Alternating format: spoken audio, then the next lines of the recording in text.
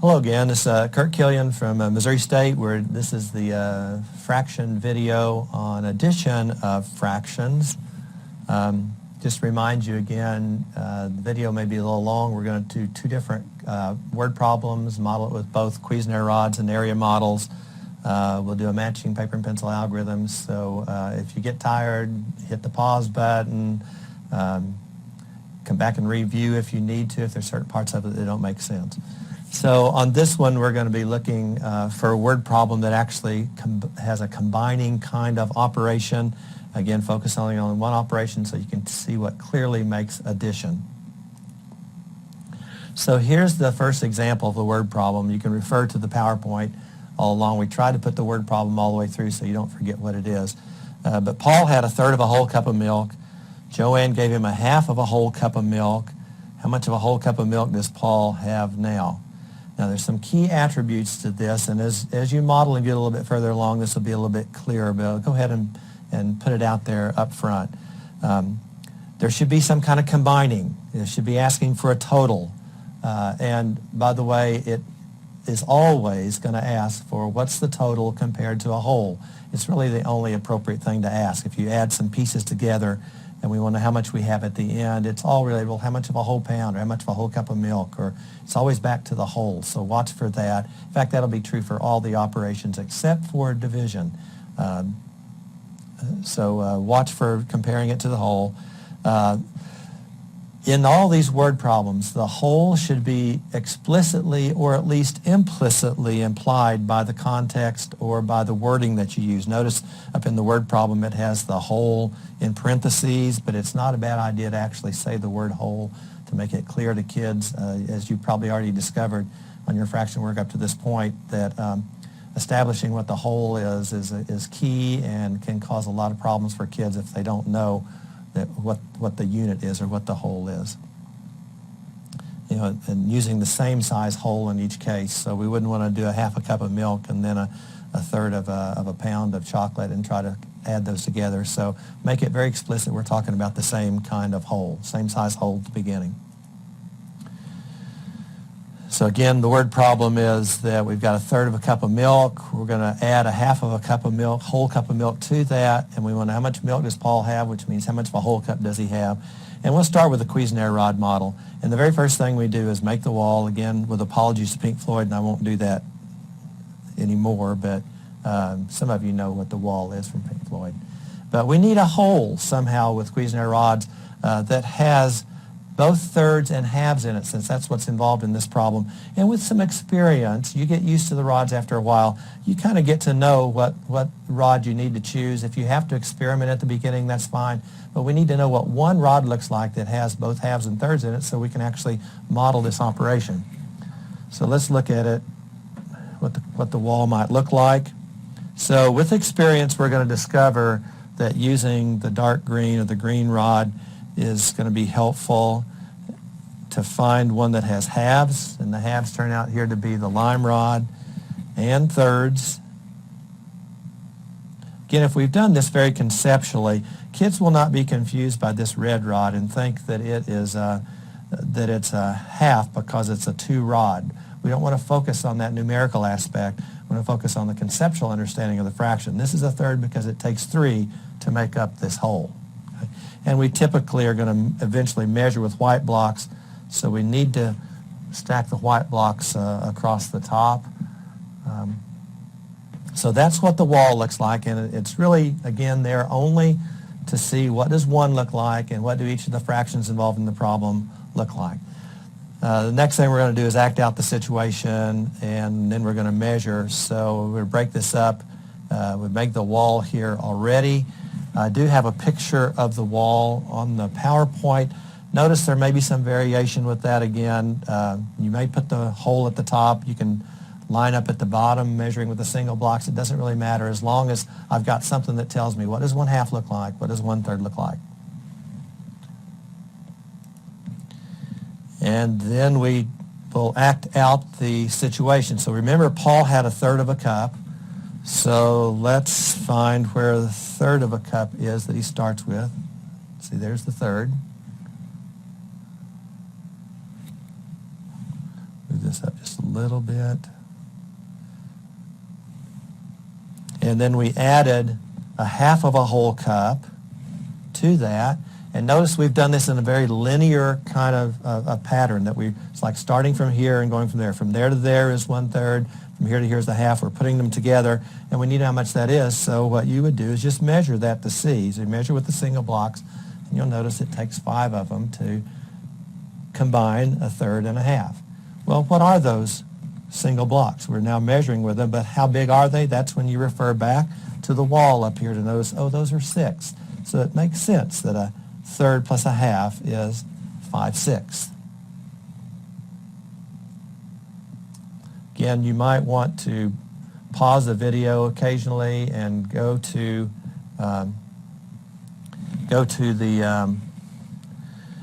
the web and look up some virtual Cuisenaire rods. We'll provide you links for that, or get your own set of Cuisenaire rods and try to model this as we go through it too. I think it'll be helpful if you actually touch blocks and try to make it yourself, or you might even see how good you're getting at anticipating what it'll look like. See if you can model it before the PowerPoint or the video shows you what it should look like. Okay, again, the same word problem. Paul had 1/3 of a whole cup. John gave him a half of a whole cup. We want to combine those and see how much milk Paul has, which is how much of a whole cup. So how would we do it with area model?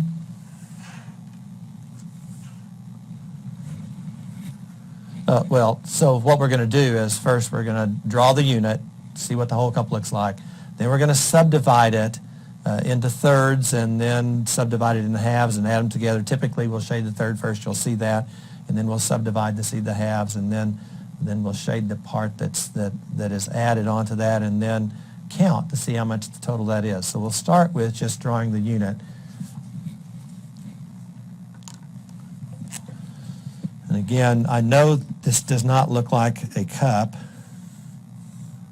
but since a rectangle is a really nice model for seeing in 2 different directions, both the length and the width, we'll use a rectangle to represent a whole cup. So there's the whole cup. Get the PowerPoint. Then what we're going to do is subdivide so we can see thirds. This is kind of like what we did before. So you do a subdivision here to say, oh, those are thirds.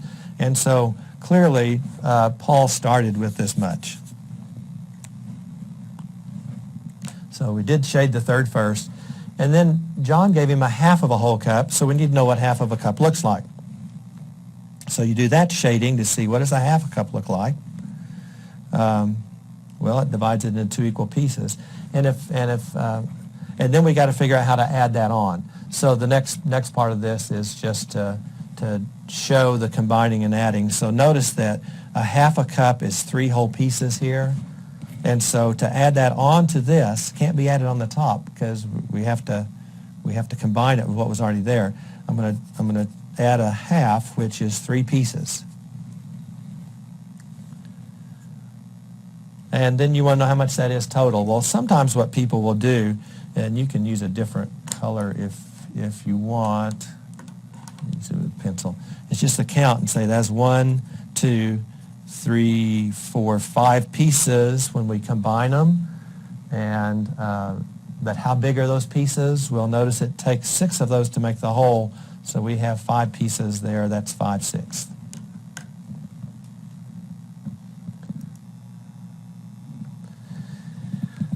Okay, the next thing we want to do is switch back to this. Is to think about what a paper and pencil algorithm might look like for doing addition here. Important to note that paper and pencil algorithm is an abstraction. Yeah, I would even argue that it's not the real math. It's only a record of the math that you've already done. And so we're jumping to this a little quickly here, but just to show how the connection happens, we're going to go ahead and do it. But the argument I would make is that it's really important that you develop all this meaning of what addition of fractions look like with different kinds of models, figure out what the answer is without writing anything down. We don't need to have a record, but at some point we say, I just want to keep a record of what I've been doing. And that's when you start to move to the abstraction where you have a record of what you've already made sense of. so that eventually you get the power of the abstraction so that you don't have to get Cuisenaire rods out or area model out to solve fraction problems. But you shouldn't have a paper and pencil algorithm that you can't unpack to see where they came from, what the meaning really was. Otherwise, it just becomes something for kids to memorize. And so the order is very important. You do all the concrete stuff initially in lots of detail, make sure it's well internalized, and then you say, okay, let's just keep track of what's been going on here. So this, at least initially, is an abstraction that grows out of the work, and so it's just a record of the sense-making you've already accomplished. And so I'm going to make an argument that whatever paper and pencil algorithm we write down, it should match or grow out of what you did at a concrete level. So we'll go back and look at these models and notice what is happening here. We'll start with the area model since that's what I still have out here. So notice that the original problem here was to do 1/3 plus 1/2. That was the original statement. And when we made sense of this with the area model, do you see what 1/3 became? And this, again, will grow out of what you've already done with equivalent fractions with kids. This should be very comfortable for them at this point. But 1/3 really is renamed as 2/6. So we're just going to rename that as 2/6. Let me also point out that I'm purposely trying to do horizontal fraction lines here. That diagonal fraction line sometimes causes problems with kids because it's harder to see really concretely or very visually what's in the numerator and what's in the denominator. That diagonal division bar there was really probably from typewriters where you couldn't do the kind of thing that we're writing here, and so that carries over and people get used to writing it that way. As teachers, I'd suggest that you try to avoid that diagonal fraction bar. Okay, so the 1/3 obviously became 2/6. Notice that 1/2 was 3 pieces, so that becomes 3/6. And when you get, notice what we did here was get common denominators. And when you get common denominators, it's almost like the problem is not really a fraction problem anymore. It's like asking when you ask what's 2/6 plus 3/6, it's like asking what's 2 apples plus 3 apples, which is clearly 5 apples. In this case, the objects just happen to be 6. And so 2 of these objects we call 6, plus 3 of these other objects we're also calling 6. Those are the same things. We combine them together. Obviously, we're going to get 5 of those objects that we call 6. And so do you see how this algorithm grows exactly out of what was done at the concrete level? Getting common denominators, that algorithm is the one that we've used all along, and so this turns out to be a very appropriate algorithm. At least now we can see exactly where the algorithm's coming from. It's not playing around with numbers. It's actually growing out of what it did at a concrete level. And I'll very quickly just show that same thing happened over here with the Cuisenaire rods.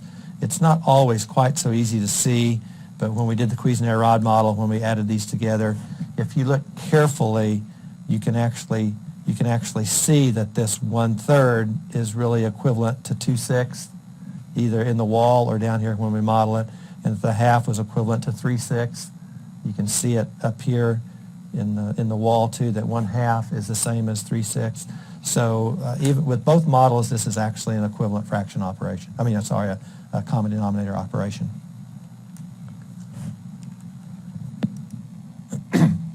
So let's go to something that's a little bit more difficult. Typically, I wouldn't jump to these problems right away, but for the purposes of instruction and getting teachers ready to deal with kids, we'll go ahead and put this out here, and you can move into the little bit more complicated problems, when you think the kids are ready for it. So here's a second word problem for addition. Sally has 1/3 of a whole ounce of gold. Maria gave her 3/5 of a ounce of gold. By the way, notice that implies whole ounce. You wouldn't say it unless, if you say an ounce of gold, that means a whole ounce of gold. And you want to know how much of a whole ounce of gold does Sally have now. Ounce is one of those kind of standard units that really the whole is implied in. So if you use contexts that involve pounds and cups and miles and acres and things like that, you don't have to be quite as explicit about using the word whole, but it never hurts to say 1/3 of a whole ounce. Maria gave her 3/5 of a whole ounce of gold. just to make it absolutely clear that we're dealing with wholes here.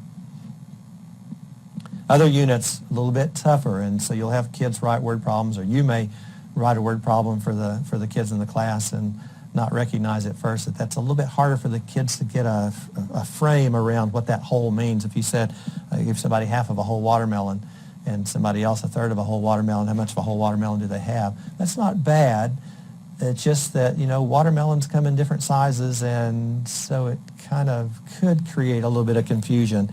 Homework, homeworks are all different sizes.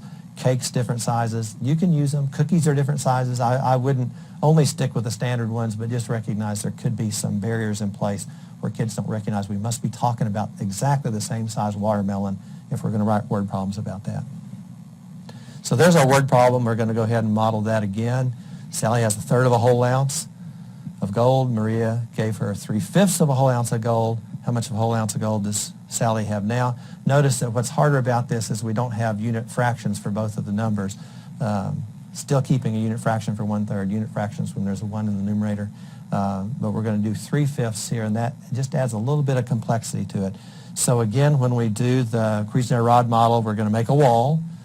We're going to make sure that it's got thirds and fifths in it, since that's what's involved in the problem.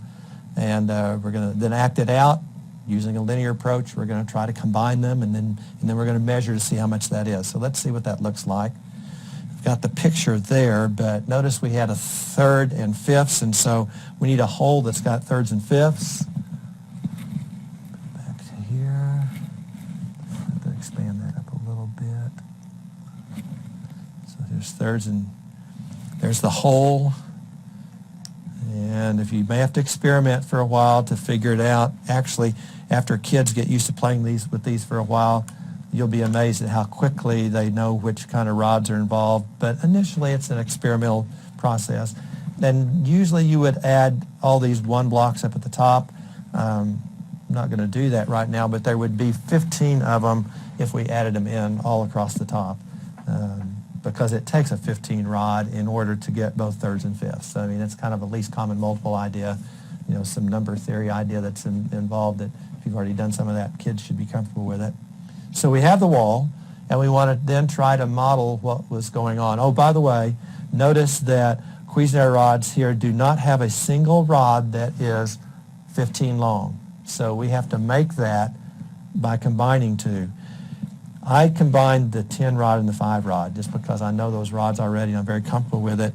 However, some people encourage not using the 10 and the 5, maybe putting 2 other kind of rods together to make the whole, and there's kind of like a linking there, so you don't want to really pay attention to the idea that that's 2 different rods. It's really one. It's the whole. The reason for using this one instead of this one here is sometimes people get confused about, they might think this is the whole because this third is already down here, and so kids might think this is 1 1/3. But if you combine it like we did with these two, it's less likely to cause that confusion. And you'll notice that the one on the PowerPoint has, it looks like they used the brown and the black too to make up the whole.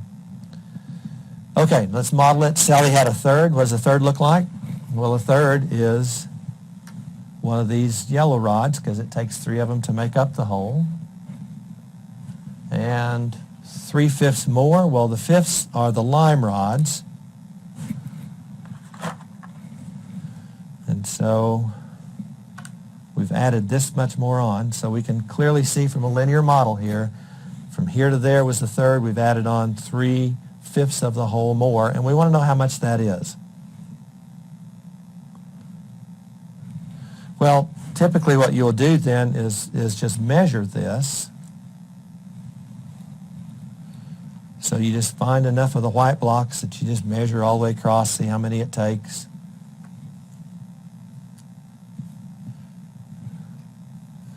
I don't normally like to take away from the wall, but I'm running short of these white blocks here, and so typically I encourage kids not to destroy the wall because the wall is important to making sure we remember what does a third look like, what does a fifth look like.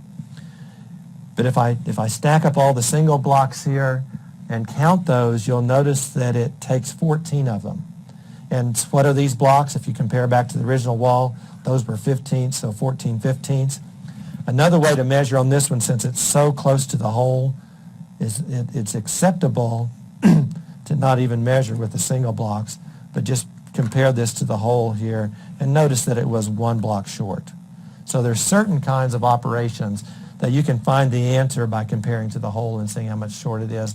That requires a little bit more difficulty for kids that have to know that 14/15 is 1 short of the 15/15. Or just measure with single blocks, whichever way you prefer to do that, and you can allow kids the freedom to do whichever one they would like to do if they're measuring with single blocks. Typically, for the smaller ones, we start by measuring with single blocks, but you can compare to the hole if you want. See, we've already done that. Then you notice on the PowerPoint, it has pictures of what we've done here on the document camera. Okay, so we'll go ahead and do the area model.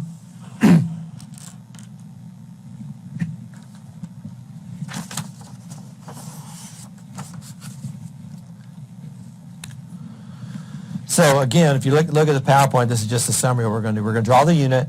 We're going to look at what thirds and fifths look like. Typically, we'll shade that third first, because that's what we start with, and then we're going to add 3/5 to that, and then we're going to shade and count to see what's happening. So we'll start with drawing the unit. It doesn't really matter how you draw it.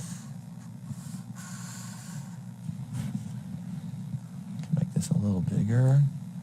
And we started with 1/3 of an ounce of gold. So we started with this much. Again, that's not very precise.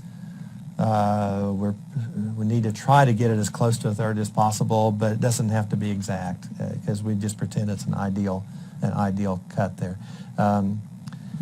So we draw the unit, then we're going to subdivide to see thirds, and then we need to see what fifths look like, because we need to know how much was added on to Sally's gold. So you need to make subdivisions of fifths in the other direction. Eventually the kids will recognize to do fifths, I need 4 subdivisions. But once I've got that there, I know what a fifth looks like. A fifth of the whole is 1, 2, 3 pieces, because it takes 5 of those to make up the whole. So the red subdivisions are fifth because it takes 5 to make up the whole. And so when I add on the 3/5, I need to add 3 pieces for every fifth that I add. So if I do, and it doesn't matter where you do this, it may look a little bit different when you get to the PowerPoint. In fact, I'll do it differently on purpose, just so you can see. So here's you can do it with shading if you want, different color shadings, but I'm going to do it just by putting numbers in there to show 1, 1, 1. That means and shows that I've added the first fifth, because a fifth takes 3 pieces to make a fifth. And then you can do different colors if you want. Notice that I've got to add another fifth, and so I'll do 2, 2, 2. And you don't have to do different colors, but I'm going to change the colors here and do the third fifth. So there's a 3, 3, 3. So 3 different fifths have been added to that original third, and you can either go back and count them all or just notice that there's 1 piece missing. And so, I can argue, I know for sure this is going to add up to 14/15 because it takes 15 to make the whole. And I've got all but one of them, so 14/15.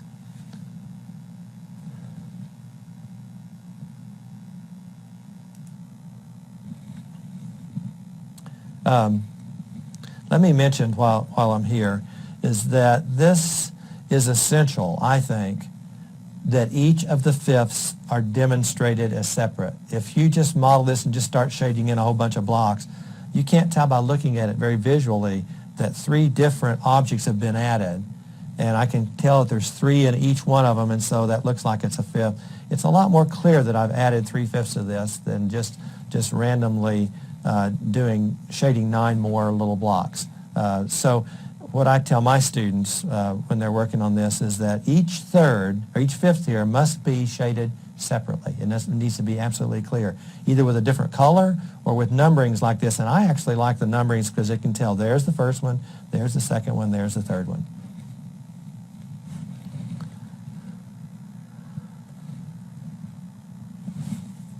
All right, let's go ahead and look at the paper and pencil algorithm while we have this up here. Notice that the original problem was 1/3 plus 3/5. And just like with the other one, we got equivalent fractions here that named these fractions differently so we can actually add them a little bit easier. Notice 1/3 became, see the third here? This 1/3 became 1, 2, 3, 4, 5 fifteenths. So this is now 5 fifteenths. And the 3/5, since each fifth is 3 pieces, 3/5 is 1, 2, 3, 4, 5, 6, 7, 8, 9 fifteenths. And just like the other one, this is almost like a whole number problem now. It's like 5 apples plus 9 apples. It just happens to be 5 fifteenths plus 9 fifteenths. And that clearly then is going to be 14 of those things that we're calling fifteenths. So you see the common denominator algorithm that shows up again. So the standard one that you've always learned, the common denominator one, is fairly appropriate for addition of fractions.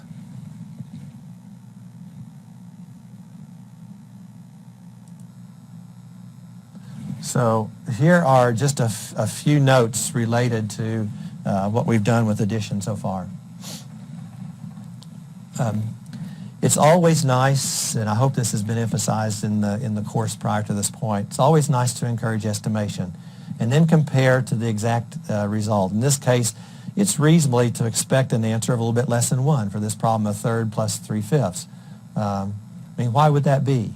Well, 1/3 is really 2/3 short, and 3/5, because we've already done some comparison of fractions, 3/5 is a little bit smaller than 2/3. Or you could think about 3/5 is 2/5 short, and a 1/3 compared to 2/5, we're not quite adding as much as 2/5 on if we're adding 1/3 on to 3/5. So we're not going to be quite at 1. So it kind of makes sense when I get 14 fifteenths here. I already talked about this once, but just to emphasize again, for the area model, each of these fifths needs to be absolutely clear here. Shade those fifths separately so that it's clear that I've added 3 of those objects on. Also, if the addition results in more than 1 unit, suppose that you were doing 1/3 plus 4/5, then you just make a new unit with thirds and fifths and keep shading until 4/5 have been added. So let me show you very quickly what that would look like just with the area model here. And I'll try to make it smaller. So suppose that it was originally 1/3 plus 4/5. Well, I've added 3/5 here, but I need to add another fifth on. So you have to make another unit that has both thirds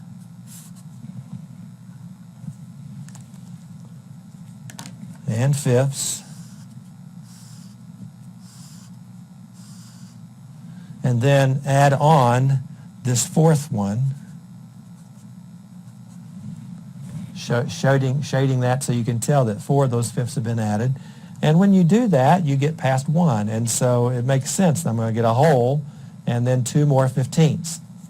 Remember, the unit is still 15. It is not 30 here because this was a whole ounce of gold. So how many ounces of gold do we have? We have a whole ounce and 2 fifteenths of another one. So you don't have to make much adjustment if you have mixed numbers involved, or if your addition ends up getting you with more than 1. We'll probably practice all that so that you're prepared and your kids will be prepared if you've got a variety of numbers. Hard to see all the examples right now, but it's a fairly easy adjustment when you go past the whole. Notes on Cuisenaire rods. I talked about this, but it's best not to destroy the wall because you need to refer back to the wall to know what the hole looks like, to know how many little blocks make up the hole, to know what thirds look like, to know what fifths look like. So I always ask kids, if you're using the physical models and you don't have enough right there with you, you go find some more Cuisenaire rods. But try to avoid tearing the wall apart. Sometimes, excuse me, it may be valuable to draw a picture of what you've done with Cuisenaire rods. Sometimes on assessments you can do that. Some assessments with Cuisenaire rods you can also just assess as the kids make it, do a check mark or grade it as they're making it. But if you want a picture of it, like if they had to do it as homework and they want a record of what they've done, either they could print off from what they find on virtual Cuisenaire rods, or they might have to draw a picture. One of the things that you have to be careful of is sometimes people will stack them up vertically, and that's okay if that's what they see, but you don't want to do vertical stacks because they're harder to draw. What's really important at this point, though, is that if people are going to try to draw Cuisenaire rods, make it absolutely clear that the physical modeling must be done first. The drawing is a representation of what you've already known how to do, and if you try to draw what rods would make sense without having the rods, you're having to guess, or you're forced to go back and do some numerical things that make it very abstract. So the idea is that you want to start with something very concrete. Don't jump to drawing or jump to the paper and pencil algorithm too soon. The kids will avoid the important relationships if they start trying to draw without actually making the rods first. So physical model first. Never try to draw it without doing a physical model first. Okay, that's it for the addition one. Again, review it if you need to. If you need to go back and see some parts that were a little bit fast. If you've never seen it before, it's probably a little bit overwhelming the first time. So reviewing it and reviewing as often as you need to get the idea across is probably fairly important. Okay, thank you.